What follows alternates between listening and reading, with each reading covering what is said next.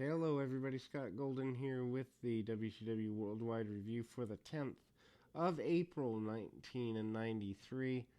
We are fast approaching the run out of these, but we are going to go back to 1989 and 90 a little bit, 91 as well. Fun for me because I didn't get these shows at the time they originally aired, so cool to go kind of back into a time capsule, so to speak, as we journey back when wrestling was good and not so crazy. In any event, April 10th, 1993 is where we go here. The Texans, Tex Slasinger and Shanghai Pierce are here, and Steamboat and Douglas are the adversaries here. Steamboat and Douglas, former tag team champions. The bull rope is used to clothesline Steamboat over the top rope into the floor. Attempted chokeout of Douglas with same bull rope, and they try to hang him upside down, so to speak. Douglas manages to come out, and Steamboat and Douglas send their adversaries into the corner, stay on them pretty aggressively here, and manage to hang out pretty simply there.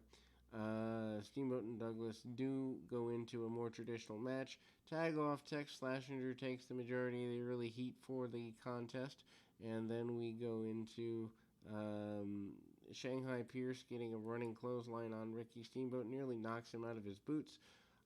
Goes through the ropes, tag off to Douglas. Douglas manages a couple of shots, and off the hot tag manages to go into a press slam position and a 1-2-3 win for the champions. Once again, Arn Anderson reiterating that no one really checked on him when he was injured, and also managing to want revenge going forward. Rick Rude, former U.S. champion, is here, managing to hit a suplex or two, some reverse chin locks, and a quick rude awakening. Rude says that he has, in fact, been mistreated his entire WCW run. He is sick of that and wants the U.S. title back from Dustin Rhodes, among other things. And then we go into a enhancement match here. Bob Cook, who is a Florida standout primarily, in a Ron Simmons match here. Simmons not really given all that much credence here in 1993, especially when less than a year before he was the world champion. They just kind of lost interest in him or something. Anyway, leaping shoulder tackle after power slam by Simmons, and he gets the victory there. 1, 2, 3, and there we go. Dustin Rhodes in a Hawaiian shirt, kind of weird, still holding the U.S. champion, says he wants to be the world champion someday, says he's going to get even with Rick Rude and defend the championship, be a fighting champion the whole way around. Has no interest in not being anything but a fighting champion. Paul Orndorff is here, and of course he is your new television champion. And obviously, he is a fighting champion.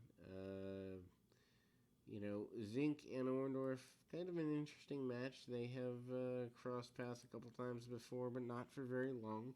Orndorff keeps things moving slowly and tries to toss his man over the top rope, but he slides back in.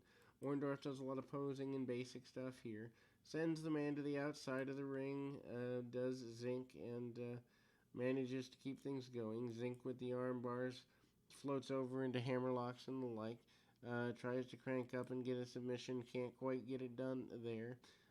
They grapple over arm bars and top wrist locks for the next couple of minutes. Love the simplicity of the contest and the manner in which things are going. Hard shots along the way by Orndorff. Orndorff manages to hit a flying get out of the way of a flying crossbody off the second rope. Orndorff manages to use that to his advantage, eventually does get a pinfall after that maneuver using the pile driver and retaining the television championship. Not a big surprise there. Then we see a endorsement of Cole twins, Keith and Kent Cole, the flat-topped rookies, as it were. And then Arn Anderson in an enhancement match here. The Flat Top Rookie promo was covered in WCW Saturday Night. If you want more information on that particular promo, then you can go check that out. But the Cole Twins are a young, up-and-coming, early 20-something twin team that doesn't really get a lot of play. Anderson stays on the arm and the eventual grinding down of the leg. Spine buster by Arn Anderson, and he is happy with the return of Ric Flair. Says it's great to see his friend back. Flair and Anderson talk about Vader and Barry Windham and all sorts of points in between.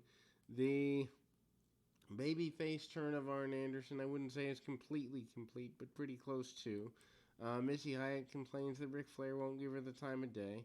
Enhancement talent match for Sting as Sting manages to body slam what looks to be Dale Wolf in there, and a series of body slams, Sting in control. Then we go to Scott Norton, who is in from Japan, kind of showing the promotion's allegiance to Japan a little bit here. Norton says he's going to rip everyone's arm off, and he's not the least bit intimidated by anybody or anything. That will close this particular edition. We will be back with more right after this.